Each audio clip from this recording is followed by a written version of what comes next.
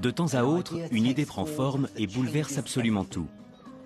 Elle révolutionne notre manière de voir et la compréhension du monde qui nous entoure. Selon moi, c'est exactement ce qui s'est produit sous l'Empire islamique médiéval. Cette idée, c'est que rien, des étoiles au-dessus de nous jusqu'au corps humain, n'est arbitraire ou aléatoire, mais que tout est soumis à des règles systématiques. Et nous, les hommes, pouvons forger des théories sur ces règles, pour ensuite les affiner et les tester par l'observation et l'expérimentation. En d'autres termes, cette idée, c'est ce que nous appelons aujourd'hui la méthode scientifique.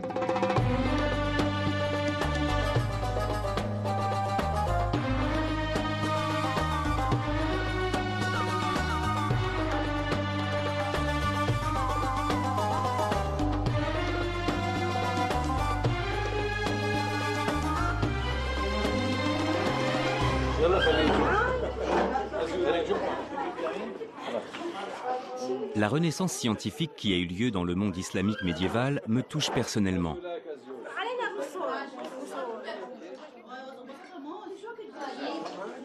Voici la maison de mon cousin Samir à Téhéran, la capitale iranienne.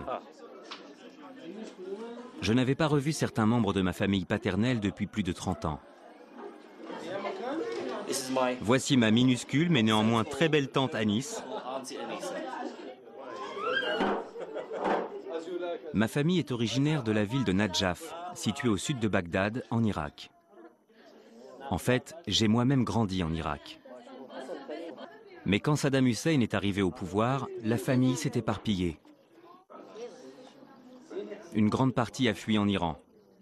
Ma mère étant anglaise, mes parents ont choisi de s'installer en Angleterre, où je me suis adonné à ma passion, la science. Je suis aujourd'hui professeur de physique à l'université du Surrey. J'ai découvert récemment que mon travail scientifique et mon héritage arabo-musulman étaient intimement liés. Ce périple à travers le Moyen-Orient est pour moi la confirmation du bond stupéfiant que le vaste et florissant empire islamique médiéval a fait faire à la science il y a 1000 ans. Des civilisations riches, puissantes, florissantes, vont accoucher d'avancées considérables dans les domaines des sciences et des techniques. Et c'est exactement ce qu'on constate avec l'islam médiéval et Bagdad, sous toute une série de régimes islamiques puissants, prospères et ambitieux. Il y a plus de 1000 ans de cela, l'Empire islamique était le plus grand empire au monde. Il comptait environ 60 millions de sujets, soit plus de 30% de la population mondiale.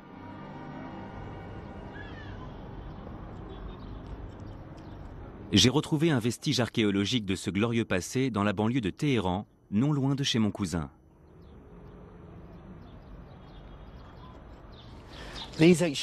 Ces murs anciens, nichés derrière une petite rue de la banlieue sud de Téhéran, sont tout ce qui reste de l'ancienne ville de Ray. Une cité décrite par le grand historien arabe Al-Muqaddasi comme l'une des splendeurs de l'islam. Mais Ray n'est qu'une des nombreuses cités qui ont prospéré au début de l'Empire islamique. Depuis Bagdad, sa capitale, l'Empire a étendu sa domination sur des milliers de kilomètres, de l'Afrique du Nord jusqu'à l'Asie centrale. Des villes comme Al-Askar, Bassora, Merv, Gourgange, Boukhara, toutes puissantes et prospères. Des capitales à la fois commerciales et culturelles, possédant leur propre bibliothèque, leur propre académie. Toutes ont été des moteurs pour la nouvelle science. Ça a été un véritable âge d'or. Pensez à l'étendue de ce territoire. Cet empire était plus vaste que n'importe quel autre empire ou civilisation connue jusqu'alors. Prenez l'Empire romain par exemple et superposez-le à l'Empire islamique médiéval. Vous verrez qu'il couvre à peine un tiers, allez, la moitié de sa surface.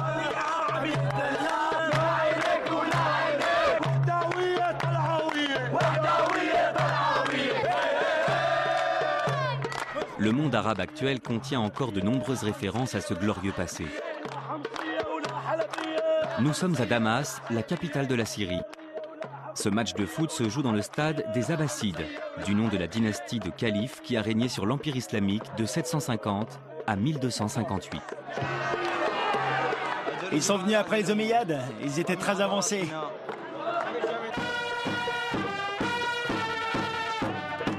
Ce vaste territoire leur apportait d'énormes revenus grâce aux taxes levées. Avec cette fortune, ils ont financé ce que l'on a appelé le mouvement de traduction. Ils envoyaient des érudits dans les bibliothèques du monde entier afin qu'ils collectent et traduisent en arabe, la langue de l'Empire, les textes scientifiques et philosophiques anciens. Un héritage que les Arabes d'aujourd'hui revendiquent encore fièrement. Et ils s'intéressaient à la culture et à l'érudition. Surtout à l'astronomie. Et ils ont traduit énormément de livres grecs sur les sciences, quelles qu'elles soient. Médecine, ingénierie, tout. Aux yeux des souverains islamiques médiévaux, le savoir scientifique était un outil crucial pour gouverner avec succès un empire aussi vaste. C'était une administration lourde et élaborée. Ils avaient à l'évidence besoin de ce savoir pour gouverner. Pour pouvoir fixer les impôts, il fallait bien connaître les mathématiques. Construire des édifices monumentaux requiert aussi des connaissances en architecture et en mathématiques, si vous voulez que les bâtiments que vous construisez soient sûrs. Ils avaient besoin de la médecine pour garder les élites en bonne santé. Dans tous ces domaines, le savoir mondial a été traduit en arabe.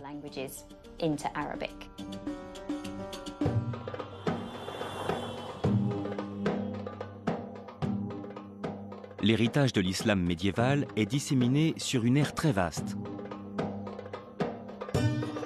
Il compte des chefs-d'œuvre architecturaux, comme la grande mosquée des Omeyyades à Damas, la mosquée du Vendredi à Ispahan en Iran et la mosquée université Al-Azhar au Caire en Égypte. Ainsi que de nombreuses ruines qui témoignent de la splendeur passée, tels ces vestiges d'un palais datant du 8e siècle enfoui dans le désert syrien. Ou encore cet immense palais musulman appelé Médina Azahara, qui est actuellement en cours d'excavation dans le sud de l'Espagne. Ce sont les ruines imposantes de la Médina Azahara, une extraordinaire ville-palais construite à l'extérieur de Cordoue au IXe siècle, à la demande d'Abd al-Rahman III, le plus grand de tous les califes andalous. Avant son déclin, Cordoue était véritablement la première ville d'Europe en termes de taille et d'importance. Elle était la rivale de l'autre haut lieu du savoir et de la science de l'Empire islamique, Bagdad, en Orient.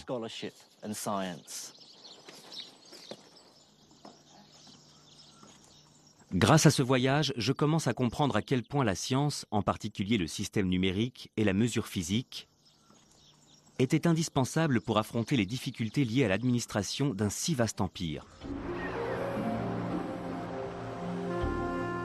Voici le puissant Nil, qui traverse la capitale égyptienne, le Caire. Depuis l'Antiquité, il est déterminant dans la vie des Égyptiens. Ces inondations imprévisibles décident si l'année sera faste ou difficile. Au 8e siècle, le Caire est depuis peu sous domination arabe. Les nouveaux seigneurs engagent les premiers efforts pour tenter de comprendre de façon scientifique le comportement du redoutable fleuve. Ils commandent un dispositif pour mesurer ses crues.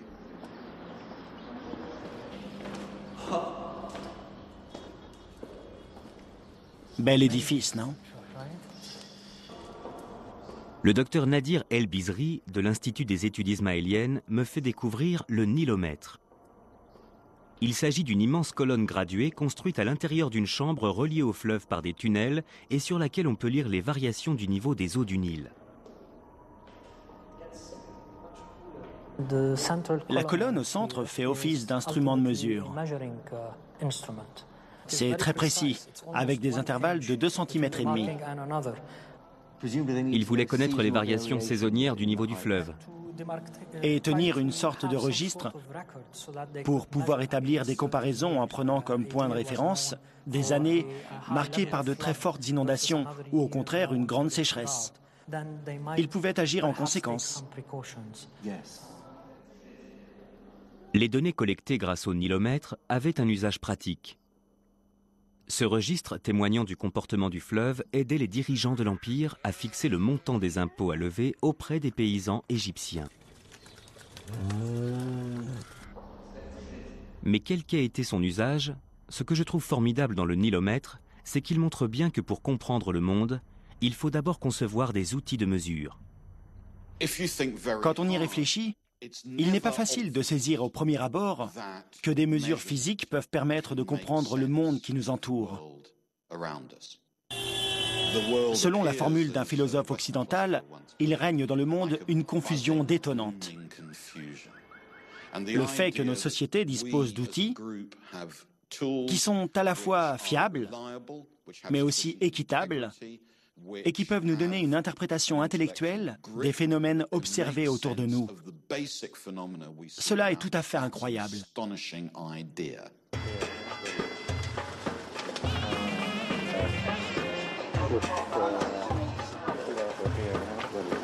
Un ambitieux souverain musulman du Moyen-Âge va être passionné par les mesures et permettre à nos connaissances sur le monde de faire un grand bond en avant.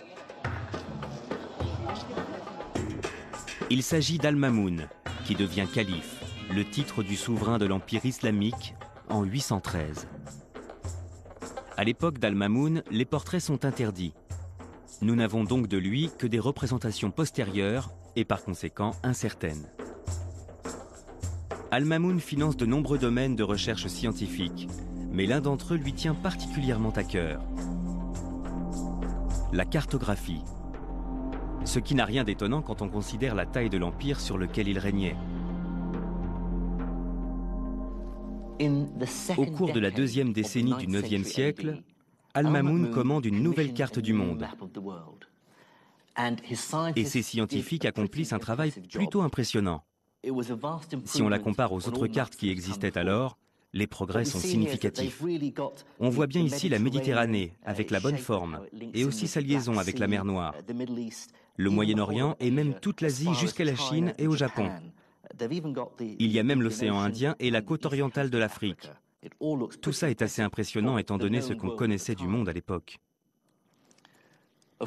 Évidemment, ce qui intéresse Al-Mamoun au premier chef, c'est quelle proportion de la terre il possède. Et cette question en amène une autre. Quelle est la taille de la terre ?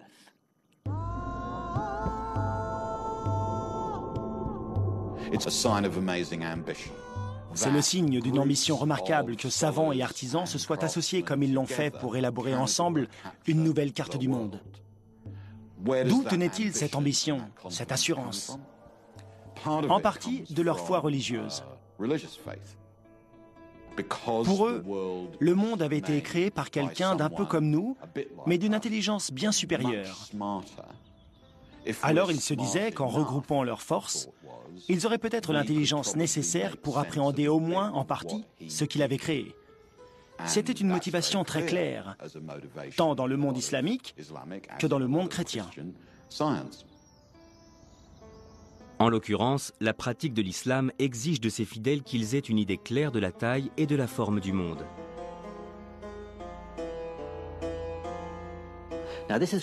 Ces informations sont cruciales pour les musulmans, parce que, où qu'ils soient dans le monde, ils ont besoin de s'orienter vers la Mecque pour prier. C'est la Qibla.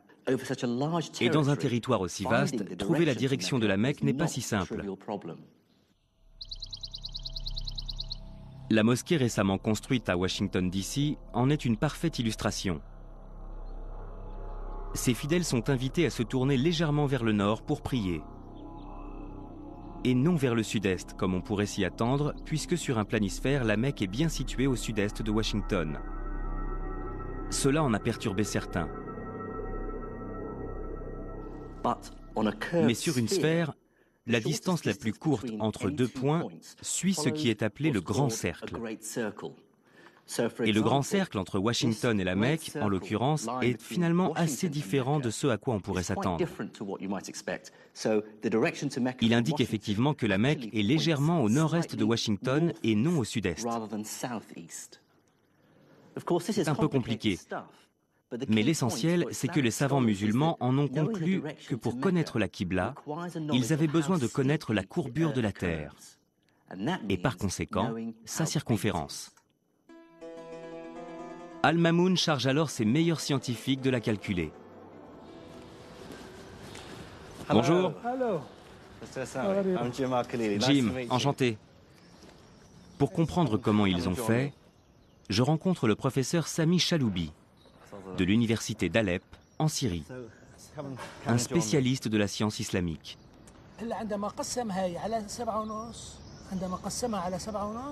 Le professeur Chaloubi m'explique d'abord la technique de mesure utilisée au début par les scientifiques d'Al-Mamoun, une technique qu'ils ont héritée des Grecs. Nous sommes en train de parler de la technique ancienne de mesure de la circonférence par Ératosthène. Elle a été reprise par les astronomes abbassides. Ils ont mesuré la distance entre deux points et observé ensuite l'angle d'inclinaison du Soleil. En Égypte, à Assouan, dans le sud du pays, ils ont observé que le Soleil était à la verticale près de l'équateur. Ils sont ensuite allés dans le nord de l'Égypte, à Alexandrie, sur la côte méditerranéenne, où ils ont calculé l'angle des rayons du Soleil par rapport à la verticale.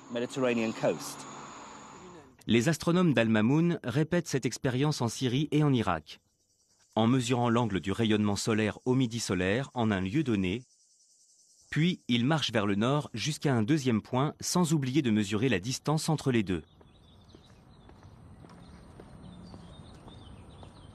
Au deuxième point, ils calculent, là encore, l'angle des rayons du Soleil à midi. Un angle légèrement inférieur au premier. Ces chiffres permettent alors aux astronomes d'Al-Mamoun de déduire la circonférence de la Terre. Ils obtiennent la valeur de 38 600 km, soit une erreur de 4% par rapport à la valeur réelle. Vous devez vous dire pas si mal, mais en réalité leur méthode a des failles et manque de fiabilité. Son principal défaut tient à la difficulté de mesurer la distance entre deux lieux. Le seul moyen à l'époque est de marcher dans le désert brûlant en comptant chacun de ses pas. Il faut donc une méthode plus sûre et plus élaborée pour estimer la taille de la Terre. Elle est trouvée 2 siècles après la mort d'Al-Mamoun.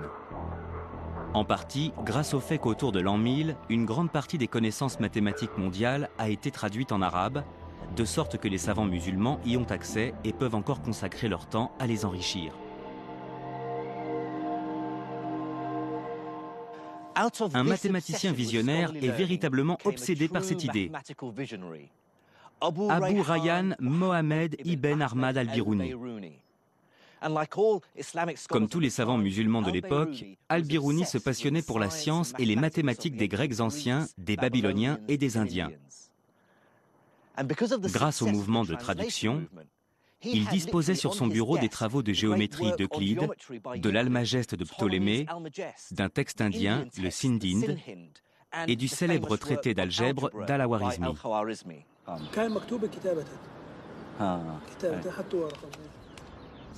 Le professeur Chaloubi est venu avec le livre dans lequel al-Biruni décrit comment il a associé algèbre et géométrie à des mesures physiques très simples dans le but de résoudre l'épineux problème du calcul de la circonférence de la Terre.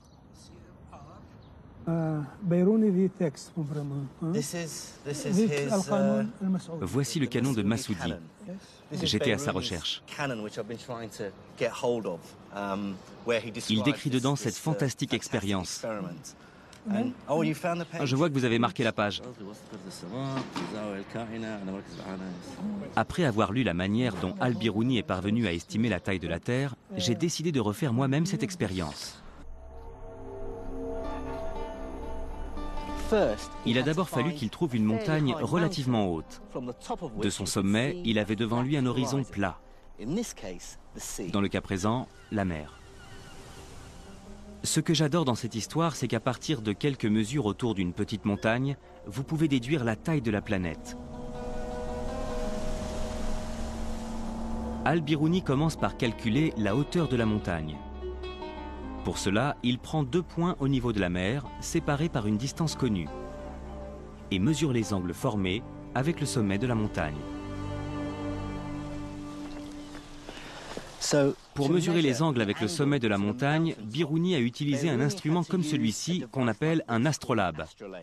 C'est une sorte de rapporteur géant, gradué sur le pourtour et équipé d'un alidade pour l'aider à fixer sa ligne de visée. On va donc essayer de trouver l'angle avec le sommet. Pour ça, il faut le suspendre en l'air. Ok, tu peux lâcher. Inutile de vous dire qu'Al-Biruni aura sans doute pris ses mesures de façon beaucoup plus consciencieuse que moi. Il aura répété l'opération encore et encore pour garantir la cohérence et la fiabilité de ses résultats. Ok, ça devrait être bon. Ça nous donne 24 degrés et demi. Voilà pour le premier angle. Maintenant, il faut choisir un deuxième point sur la plage.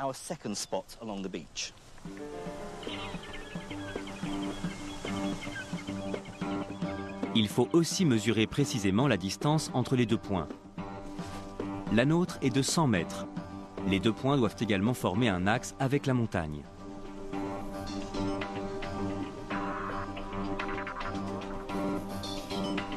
Je mesure le deuxième angle de la même manière, avec un résultat de 26 degrés et demi. J'ai maintenant assez d'informations pour calculer la hauteur de la montagne.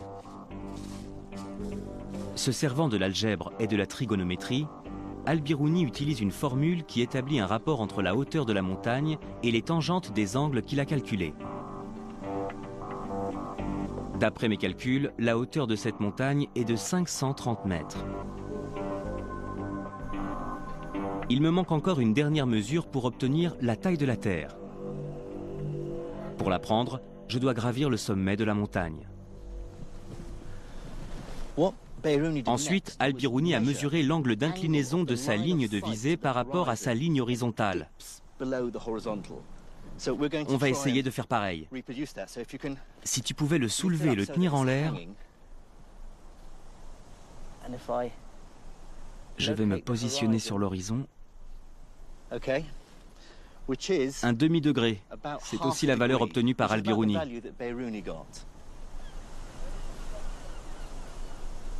Là où Al-Biruni s'est montré vraiment ingénieux, c'est qu'il avait calculé 4 inconnus, 3 angles et une distance. Avec 2 angles et la distance, il a calculé la hauteur de la montagne. Al-Biruni a maintenant toutes les informations dont il a besoin.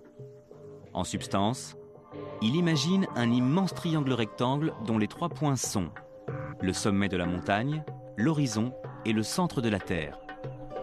La trigonométrie lui dit que l'angle qu'il a mesuré et la hauteur de la montagne peuvent lui permettre de calculer le rayon de la Terre. C'est l'algèbre qui lui permet de faire ce calcul. Avec cette formule, Al-Biruni obtient une circonférence de la Terre erronée de seulement 321 km, alors que le chiffre exact est quand même de 40 225 km, soit une erreur de moins de 1%. Une performance remarquable pour quelqu'un qui a vécu il y a 1000 ans.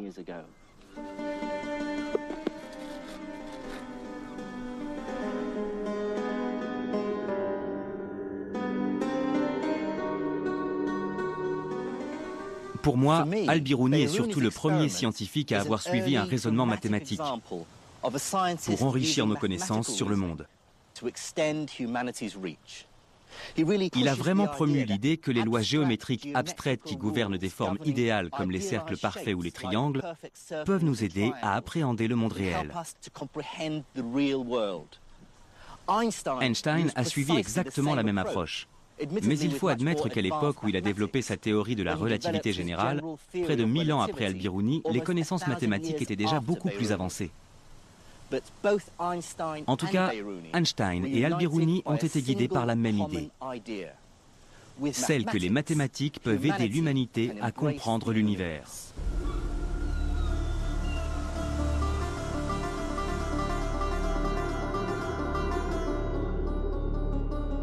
La maîtrise de mathématiques savantes par les érudits musulmans aura été le premier ingrédient crucial dans la naissance de la méthode scientifique.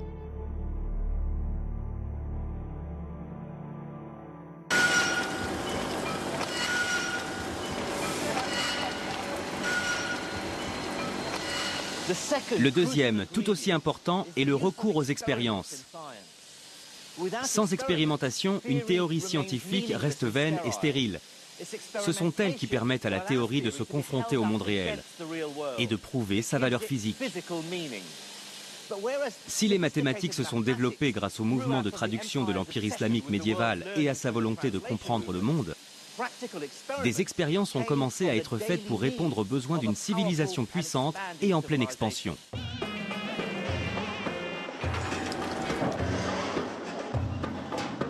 La force motrice de cette expansion est le commerce.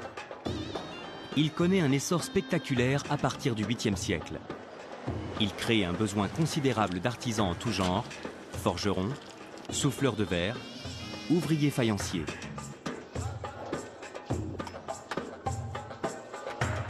Cet essor combiné au mouvement de traduction provoque un véritable tremblement de terre scientifique.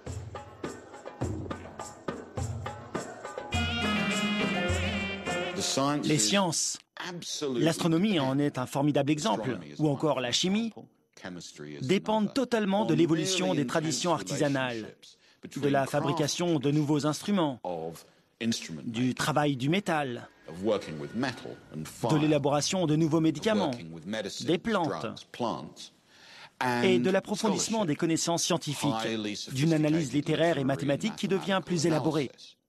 Le monde islamique médiéval réunissait tous ces facteurs. Vers le 9e siècle, les grandes villes de l'Empire islamique dominent le commerce mondial. Sur les marchés affluent soieries, épices, médicaments, fruits, parfums et or, de contrées aussi lointaines que l'Inde et la Chine au Levant ou l'Espagne à l'ouest. Tout ce qui peut être vendu l'est.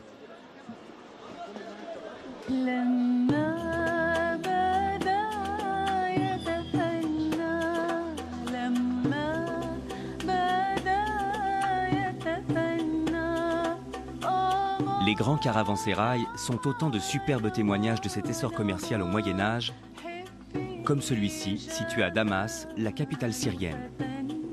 Cet immense bâtiment voûté avait vocation à accueillir tous les marchands de passage en ville et leurs animaux.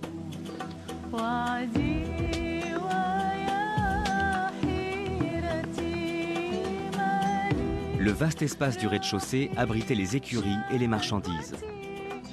Dans les chambres situées à l'étage, les riches marchands pouvaient se reposer et se rafraîchir avant de reprendre la route. Un voyageur du Xe siècle mentionne les richesses et les beautés des bazars et des revenus pour les provinces et les localités atteignant 700 à 800 millions de dinars.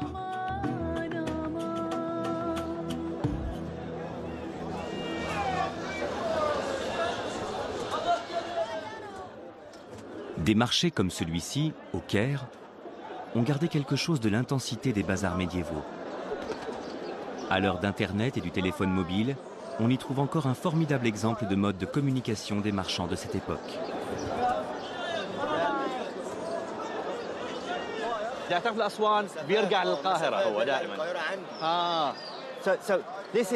Voici un pigeon voyageur. Il est né ici et où que vous l'envoyiez en Égypte, il reviendra toujours ici auprès de cet homme. Une histoire raconte qu'un riche marchand du Caire, appelé El-Nor, était désireux de faire pousser des cerisiers. Il a envoyé un message via un pigeon voyageur à l'un de ses contacts à Damas, lui demandant des graines, qui a renvoyé 500 pigeons transportant chacun un sachet de graines. L'opération a pris 3 jours. La livraison express de l'époque. Au 8e siècle, l'Empire islamique fait ses premiers pas vers la production de masse.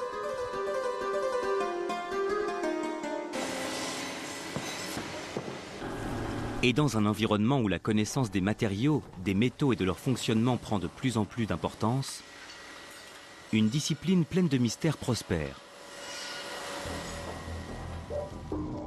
Elle a un lien inextricable avec la magie, et plus particulièrement avec le rêve fou de transformer n'importe quel métal en or. Il s'agit de l'alchimie. L'art ancien de l'alchimie était un système mystique de croyances à base de sorts, de symboles et de magie. Mais sans les savants musulmans, cette quasi-religion n'aurait sans doute jamais évolué vers quelque chose de plus scientifique. La chimie. Le savoir des alchimistes trouve progressivement un nombre croissant d'applications pratiques. Un exemple, Lorsqu'à la fin du 7e siècle, le souverain de l'Empire islamique Abd-el-Malik prend la décision audacieuse de créer une monnaie unique pour tous les territoires sous sa domination, il se tourne vers les alchimistes.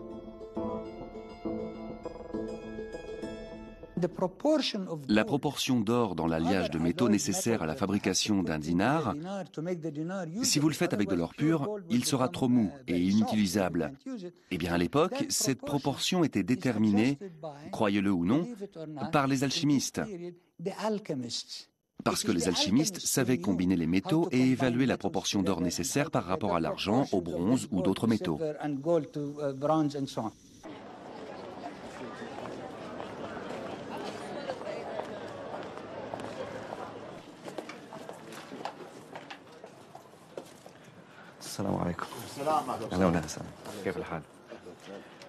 Gère dans le vieux marché de Damas à la recherche de preuves tangibles des compétences des alchimistes islamiques du Moyen-Âge. Voici un dinar islamique qui date de l'an 128 du calendrier hégirien. Soit au milieu du 8e siècle, c'est ça? Un peu avant. Disons 740. Cette pièce, vieille de 1300 ans et fabriquée dans un alliage de différents métaux, n'était pas seulement extrêmement résistante. Elle était aussi suffisamment malléable pour qu'on ait pu y graver ces inscriptions arabes. Il n'y a de Dieu qu'Allah, sans aucun associé. La fabrication de la monnaie n'est qu'un exemple parmi d'autres de la manière dont les besoins concrets d'une économie en plein essor ont commencé à transformer une pratique ésotérique en une véritable science, la chimie moderne. Une chose me frappe concernant la chimie à l'époque de l'islam médiéval, c'est la quantité de manuscrits qui traitent de ce sujet.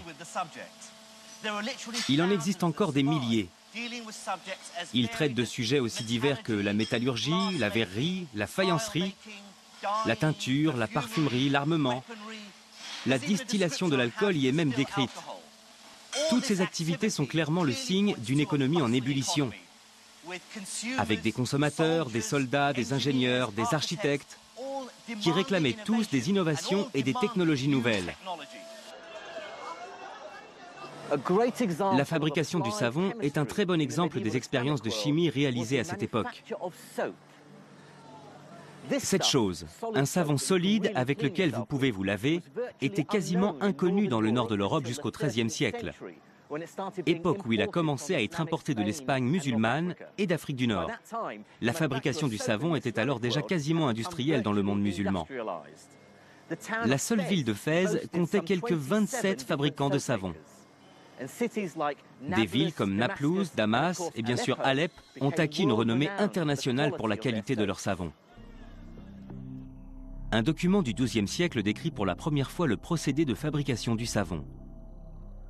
Il fait mention d'un ingrédient essentiel, une substance devenue incontournable dans la chimie moderne, un alcali. Les substances alcalines jouent un rôle capital dans la fabrication du savon. Ce qui est intéressant, c'est que notre mot alcali vient du mot arabe al-kali, qui signifie cendre. C'est parce qu'à l'époque, les alcalis étaient fabriqués à partir des cendres des racines de certaines plantes, comme les plantes marines. La découverte des alcalis et d'autres substances chimiques par les chimistes musulmans fait progresser une autre industrie, la verrerie.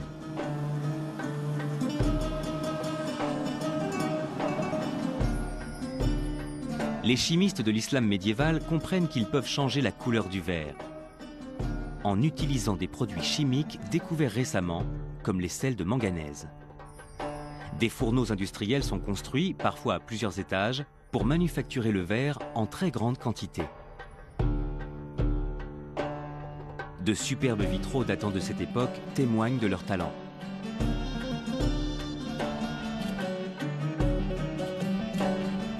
Avec ces alcalis et des métaux comme le plomb ou l'étain, ils mettent également au point un grand nombre de couleurs, de pigments et de teintes.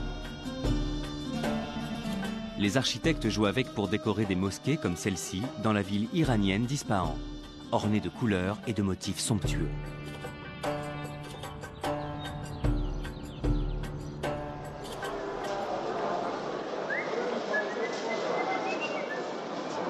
La chimie est alors également nourrie par le marché en pleine croissance de la parfumerie.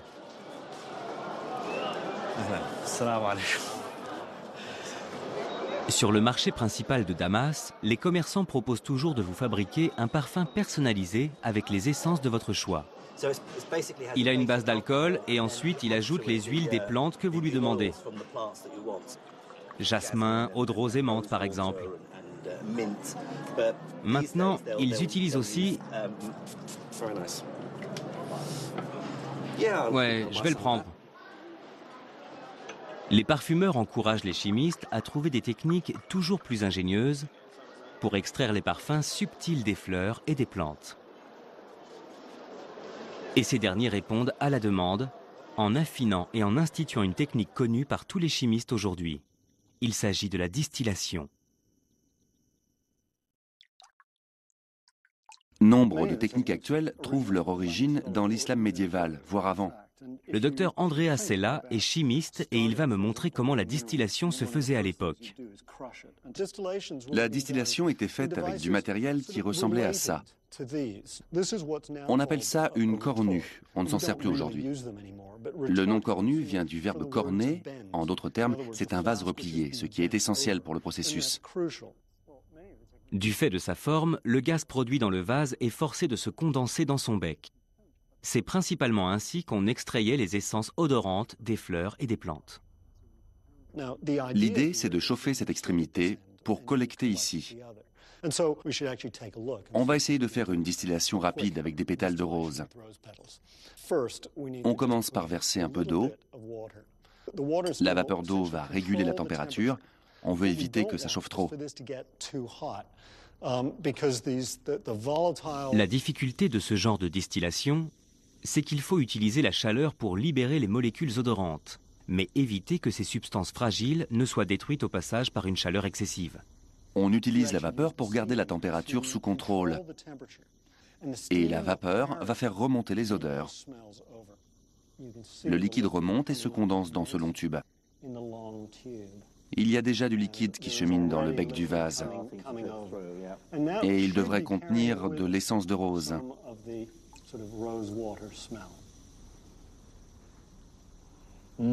Oui, ça sent vraiment. Ce dessin représente une distillerie de parfums au XIVe siècle. Les parfums du Moyen-Orient étaient connus dans le monde entier et vendus jusqu'en Inde et en Chine.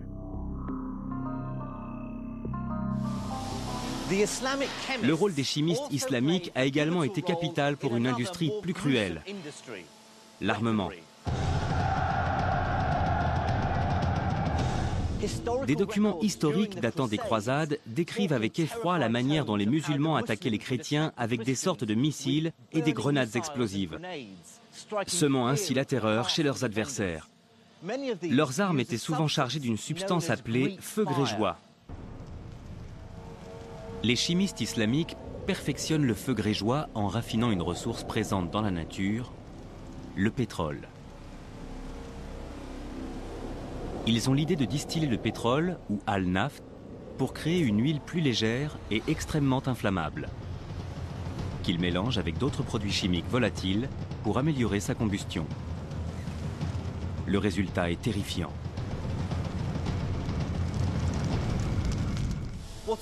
Ce que tous ces textes médiévaux sur la chimie ont en commun, c'est qu'ils sont extrêmement détaillés. Les expériences étaient donc très minutieuses. En fait, c'est à cette époque que l'idée du laboratoire, un endroit où tester des processus chimiques et industriels, a vraiment émergé.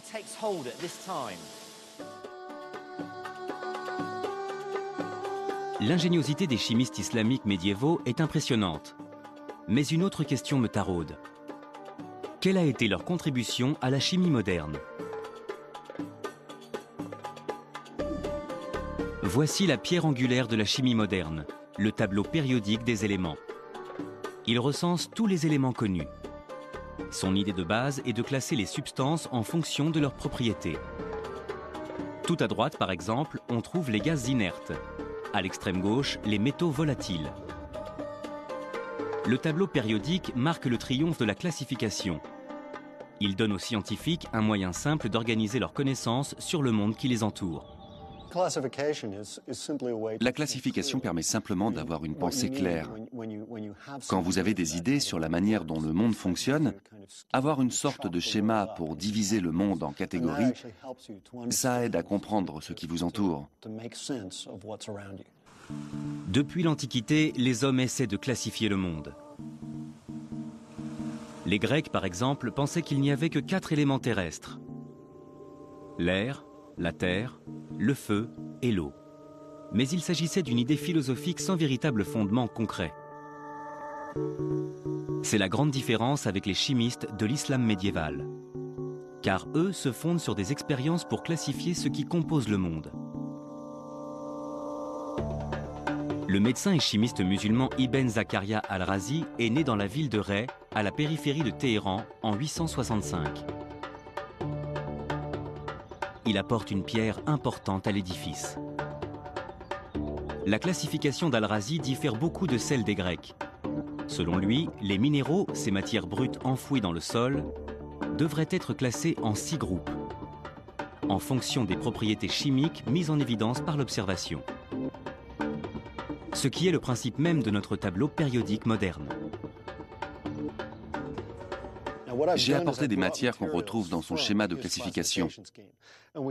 Ici, ce qu'il appelle les spiritueux, les corps métalliques, les pierres, ensuite les vitrioles, les sels et enfin les borax. Chacun des éléments classés selon al-Razi réagissent différemment. Les spiritueux, par exemple, sont inflammables. Les corps métalliques sont brillants et malléables. Les sels se dissolvent dans l'eau. Alors bien sûr, nous n'avons pas gardé cette classification, mais ce qu'il faut en retenir, c'est qu'al-Razi est le premier à regrouper des substances sur la base d'expériences et non de théories philosophiques.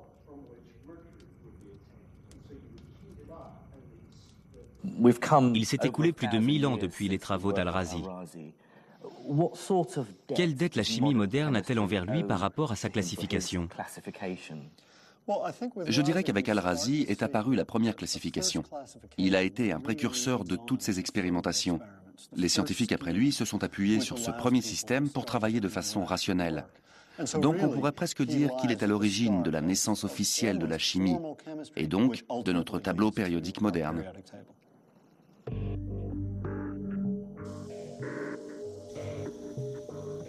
Personnellement, je vois dans le travail des chimistes et alchimistes de l'Empire islamique les balbutiements d'une science nouvelle.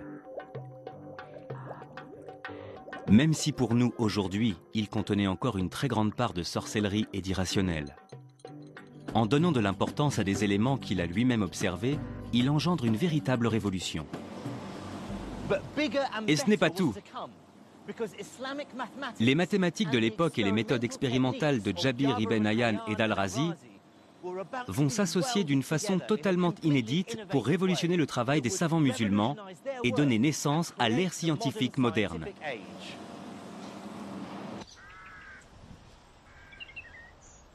Jusqu'au 9e et 10e siècle, les théories sur la science et le fonctionnement de la nature étaient dominées par la pensée du philosophe grec Aristote. Elles étaient très différentes de notre vision moderne du monde. Selon Aristote, les mathématiques ne concernent qu'un monde abstrait de figures parfaites, des formes idéales comme les cercles, les carrés et les triangles.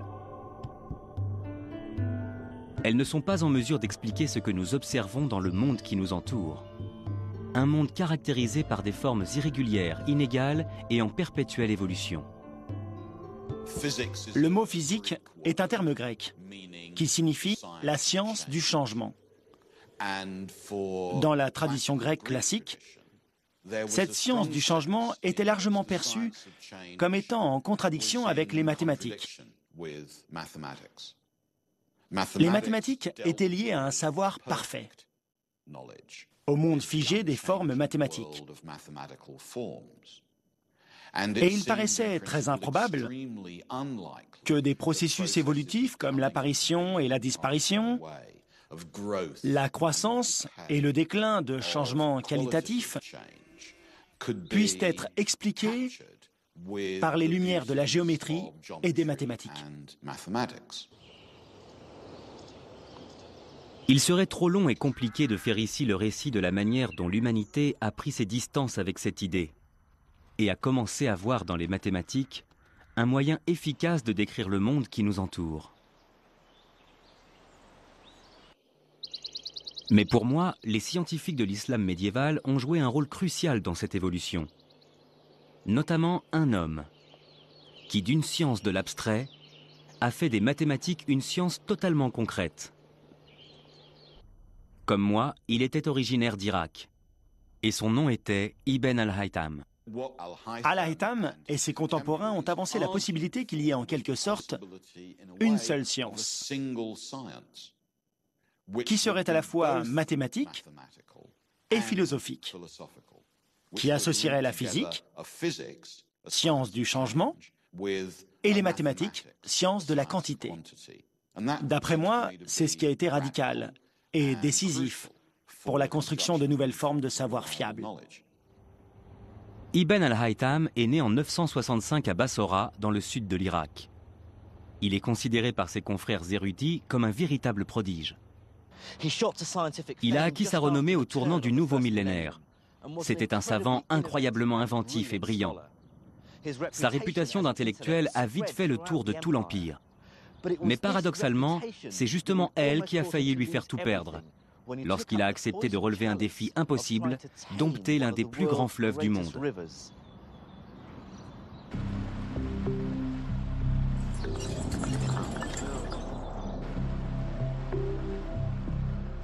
Une merveilleuse histoire, dont la véracité est cependant incertaine, circule sur ce qui a bouleversé la carrière scientifique d'Ibn al-Haytham. Elle concerne le Nil. Au tournant du deuxième millénaire, le souverain d'Égypte le charge de trouver un moyen de réguler le fleuve et d'empêcher ainsi des inondations imprévisibles et des sécheresses potentiellement dévastatrices.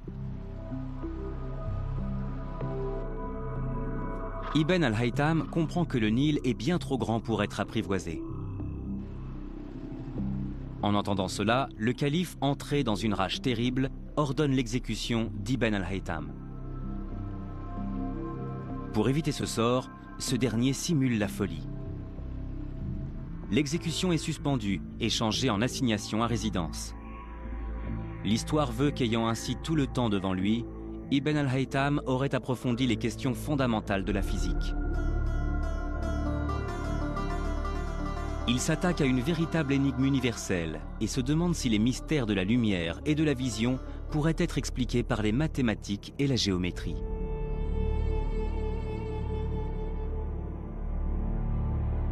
Assigné à résidence ou peut-être confiné ici, dans l'enceinte de l'université Al-Azhar du Caire, Ibn al-Haytham procède à une série d'expériences qui va donner naissance à la science moderne de l'optique. Je suis en compagnie du docteur El-Bizri, qui a étudié longuement les travaux d'Ibn al-Haytham. Il m'apprend qu'Ibn al-Haytham est parti de l'explication aristotélicienne de la vision, une explication non mathématique. Aristote disait que lorsque nous voyons, disons, un arbre, son essence ou sa forme émane de lui et pénètre mystérieusement dans nos yeux. Si je regarde par exemple les bâtiments et les arbres sur l'autre rive du Nil, les formes que mes yeux reçoivent sont des abstractions des objets concrets que sont ces bâtiments et ces arbres. D'après le docteur El-Bizri, Ibn al-Haytham aurait trouvé cette idée particulièrement insatisfaisante. Il veut une explication mathématique. Et en cherchant dans les écrits grecs anciens, il en aurait trouvé une, aussi obscure et bizarre soit-elle. Cette idée, c'est que nous voyons parce que des rayons de lumière émanent de l'œil. Ce que ça signifie, c'est que la vision se produit au moyen d'une émission de lumière par l'œil qui prend la forme d'une pyramide ou d'un cône. Ce faisceau conique illumine ce que nous sommes en train de regarder. Il est défini par des lignes géométriques bien droites. Apparemment, Ibn al-Haytham aurait aimé cette approche mathématique mais lui aurait immédiatement vu des lacunes. Si nous voyons parce que de la lumière émane de l'œil, pourquoi est-il douloureux de regarder un objet vivement éclairé comme le Soleil et pas quelque chose de faiblement éclairé? Ou encore, si nos yeux émettent vraiment de la lumière, cette lumière est-elle capable d'éclairer des objets distants dans le noir? Dans un moment d'inspiration, Ibn al-Haytham combine les deux théories grecques et définit notre conception moderne de la lumière et de la vision. Il énonce que la lumière voyage bien en ligne droite, qui obéissent à des lois géométriques. Mais ces rayons ne proviennent pas de l'œil, ils pénètrent dedans. C'est le développement d'une théorie totalement nouvelle. Et sur un plan méthodologique, c'est le début de la mathématisation de la physique. Ce qu'Al-Haytham a fait, c'est prendre les principes de géométrie, les lois qui gouvernent des lignes droites, et les appliquer au monde réel. Il a ensuite mis au point des expériences pour voir si le monde réel correspondait à ses calculs mathématiques. Vers 1020, Ibn al-Haytham publie son explication géométrique révolutionnaire de la lumière dans son Kitab al-Manazir, ou traité d'optique. Ce livre est un véritable traité scientifique, dans lequel Ibn al-Haytham prend soin de justifier toutes ses théories par des expériences très détaillées pour que d'autres puissent les reproduire et en vérifier la validité. Il part des premiers postulats pour établir comment la lumière voyage.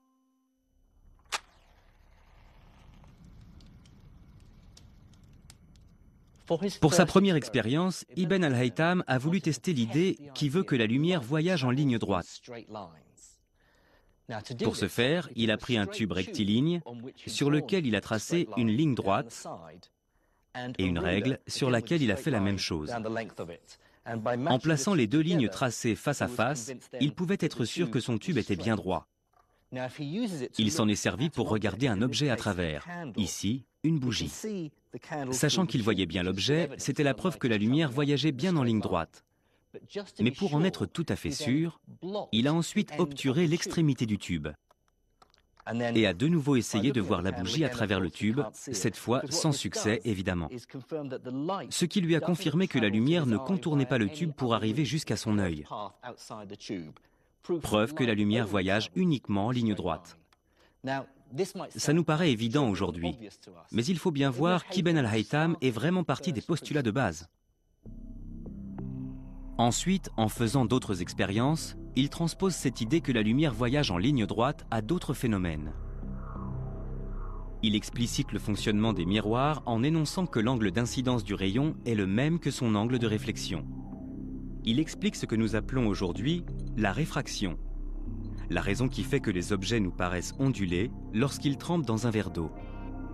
Il énonce que les rayons de lumière dévient lorsqu'ils passent d'un milieu à un autre.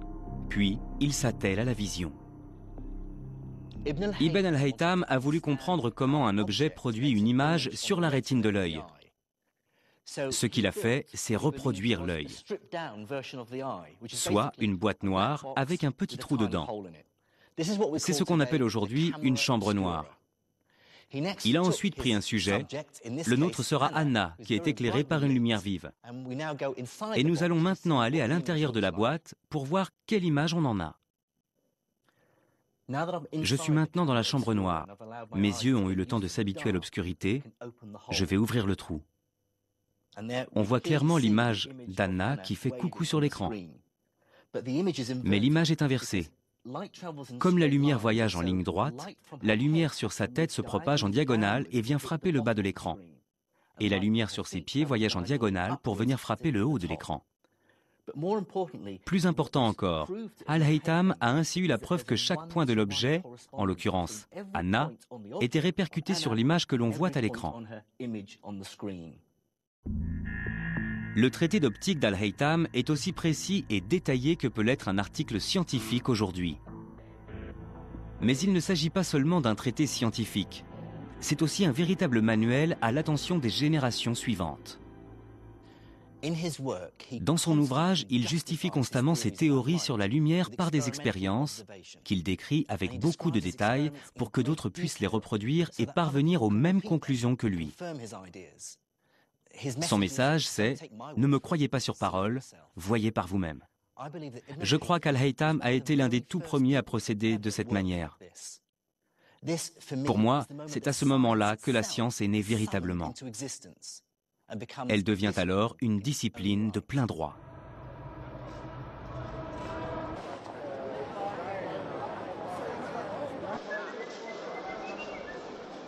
Ce qui m'impressionne le plus chez Al-Haytham, c'est qu'une fois acquises ces théories mathématiques, il les utilise pour enrichir notre connaissance du monde. Ces nouvelles théories sur la lumière lui permettent par exemple de déduire que l'épaisseur de l'atmosphère terrestre n'est pas infinie. Et il se livre même à une estimation de cette épaisseur en calculant la durée d'un crépuscule.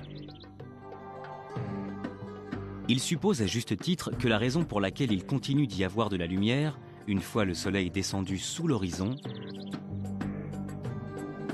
c'est que ces rayons dévient lorsqu'ils entrent dans l'atmosphère terrestre. La durée du crépuscule est une estimation hypothétique de ce qu'on appelle aujourd'hui l'indice de réfraction de l'air, donnant ensuite à Ibn al-Haytham un moyen d'estimer l'épaisseur de l'atmosphère terrestre. Il obtient au final le chiffre de 40 km, soit la moitié de la valeur que nous connaissons. Plutôt impressionnant. Cela montre à quel point les mathématiques ont étendu la capacité de la science à expliquer le monde.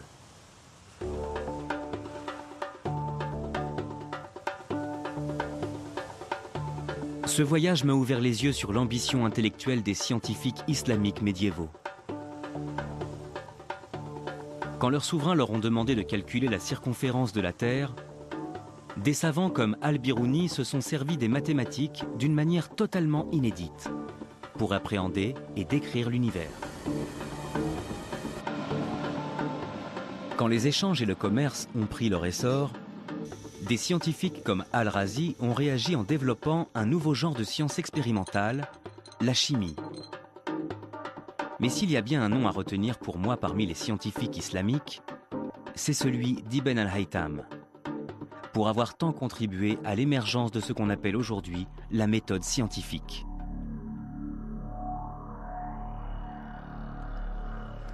La méthode scientifique est, de mon point de vue, l'idée la plus importante que les hommes aient jamais eue. Il n'y a aucune autre stratégie qui puisse nous dire comment l'univers fonctionne et quelle est notre place dedans. Elle a aussi débouché sur des technologies qui ont transformé nos vies.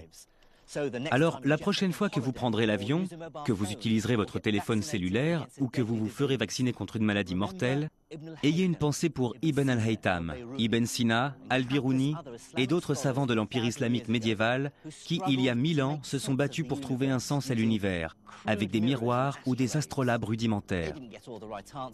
Ils n'ont pas toujours trouvé les bonnes réponses, mais ils nous ont appris à poser les bonnes questions.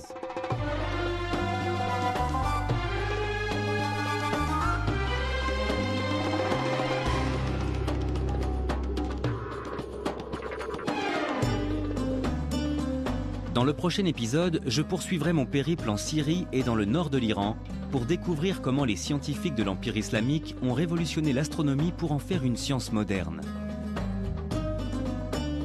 Je découvrirai aussi que l'homme considéré par beaucoup comme le père de la Renaissance scientifique européenne, Copernic, a énormément emprunté aux astronomes islamiques. Et je lèverai le rideau sur la fin de l'âge d'or de la science islamique.